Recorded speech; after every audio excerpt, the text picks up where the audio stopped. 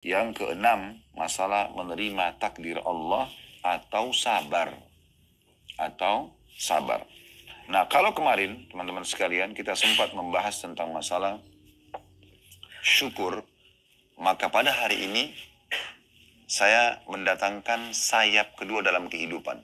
Jadi kalau syukur itu sayap pertama, kalau sayap sebelahnya itu adalah sabar. Dalam kehidupan kita, dua sayap ini harus sama, harus seimbang. Tidak bisa teman-teman sekalian di saat nikmat ada kita bersyukur, ada cobaan kita keluh kesah. Itu nggak sama, nggak balance dia. Begitu juga ada orang pada saat dia lagi miskin, dia lagi susah, dia sabar, tapi begitu dibukain rezeki dia malah tidak syukur. Makanya juga tidak balance. Ini harus dua hal bersamaan dia. Baru perjalanan kehidupan kita ini lancar. Maka ini saya bahasakan sayap seperti baiknya sayap pesawat, karena memang ini seperti itu keadaannya. Ya, seperti itu keadaannya. Baik, kemarin saya sempat singgung, kalau kita sedang diberikan nikmat, maka kita melihat orang yang di bawah kita. Orang diberikan motor, jangan lihat orang yang punya mobil, tapi lihat orang punya masih pakai sepeda. Orang yang diberikan mobil misalnya tahun 2020, jangan lihat orang yang punya mobil 2023. Tapi dia lihat orang yang masih pakai motor misalnya. Terus begitu kita lihat orang yang lebih di bawah kita supaya kita selalu bersyukur. Nah sekarang, kalau bersabar ini sebaliknya. Setiap ada ujian datang, kita lihat orang yang di atas kita. Kalau kita sedang flu, lihat ada orang yang flu dan demam. Kalau kita flu dan demam, ada orang flu, demam, dan rematik. Begitu terus. Lihat orang yang lebih berat musibahnya. Kemarin kita sudah sampaikan kisah bagaimana ya, Urwah bin Zubair, rahimahullah. Masih ingat ya? Masih ingat nggak ini? Alhamdulillah. Bagaimana dia datang ke istana khalifah, kemudian ya anaknya mati, kemudian kakinya diamputasi, tapi subhanallah dia masih bisa mengatakan alhamdulillah, karena Allah karuniai dia 4 orang anak, dia bilang alhamdulillah, Allah mengambil anak saya 1, Allah masih tinggalkan 3.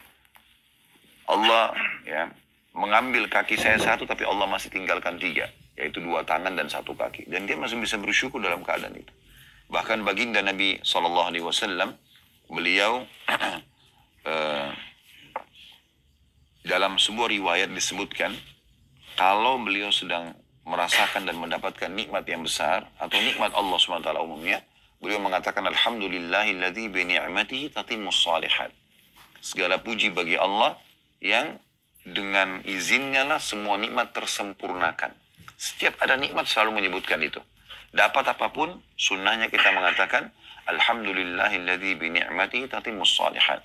Dan kalau sedang ada ujian, maka Nabi SAW mengatakan, alhamdulillah ala kulli hal. Segala puji bagi Allah dalam setiap keadaan. Jadi dalam keadaan musibah pun, ujian pun, beliau mengatakan alhamdulillah ala kulli hal. Nah ini semua nikmat yang luar biasa yang tidak bisa terhingga.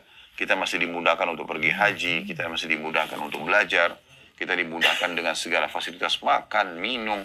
Jadi menjadi orang soleh dan soleh itu enak sekali. Kita menikmati dunia ini bukan tidak menikmati. Kita boleh makan, boleh minum, boleh pakai pakaian, boleh bekerja, boleh kejar titel tertinggi. Boleh kejar prestasi terbaik di dunia ini. Yang penting 5 huruf halal. Dan jauhi 5 huruf yang lain haram. Selesai. Islam tidak pernah batasi. Itu nikmat yang melimpah luar biasa. Seperti sekarang kita haji. Bukankah ini nikmat besar? Betul kita keluarin biaya. Tapi kita menikmati. Ada hotel bintang 5. Ada fasilitas segala macam. Ya, makanan, minuman. Dan kita tinggal menyembah Allah SWT.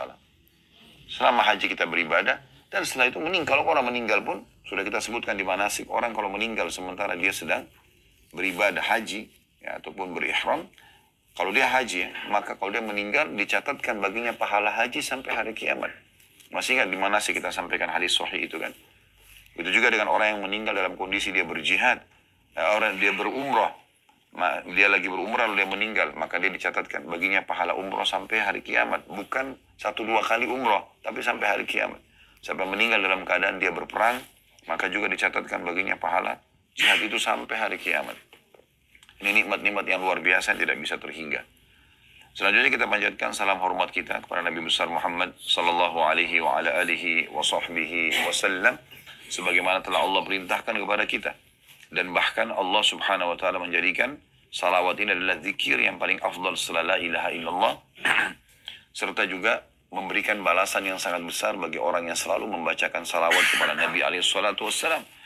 Setiap nama beliau disebut, maka kita harus memuji, ya, menyebutkan salam hormat kita kepada beliau sallallahu alaihi wasallam, dan ini dibalas 1 kali salam dengan 10 kali rahmat Allah subhanahu wa ta'ala.